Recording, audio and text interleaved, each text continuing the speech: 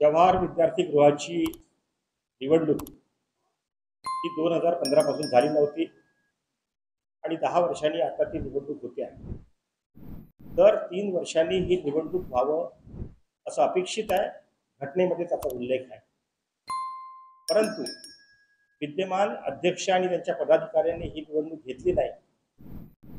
ही निवडणूक न घेण्याला जे कारणीभूत आहेत त्या सगळ्या लोकांच्या विरोधात आता संताजी विकास पॅनल नावानं आम्ही सगळे निवडणूक लढतो. या लोकांनी साधारणतः 33 वर्षात म्हणजे आमचे अध्यक्ष जे आहेत ते 33 वर्षापासून अध्यक्ष आहेत आणि त्यांचे जे पदाधिकारी आहेत ते कोणी 20 वर्षापासून, कोणी 30 वर्षापासून, 25 वर्षापासून असे त्या ठिकाणी ते पदाधिकारी आहेत. या सर्व सदस्यांनी स्वतःची मालकी समजून, स्वतःची संपत्ती समजून त्या पद्धतीनं या संस्थेचा उपयोग केला. समाजाला याच्यापासून दूर ठेवलं. समाजाच्या अनेक लोकांना सदस्य बनवण्यापासून दूर ठेवलं.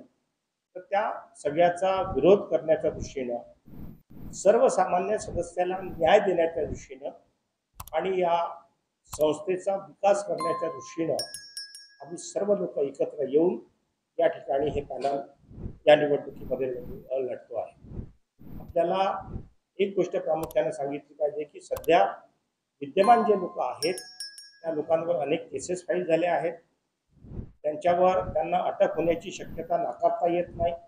कदाचित निवडणुकीच्या दरम्यानही ते होऊ शकते आणि म्हणून अशा वेळी आता सदस्य हा जागृत झाला आहे आणि आम्हाला 100% खात्री आहे या निवडणुकीमध्ये जे मतदान होईल त्यातलं 60% मतदान हे या पॅनलच्या फेवरनं होईल अशा प्रकारे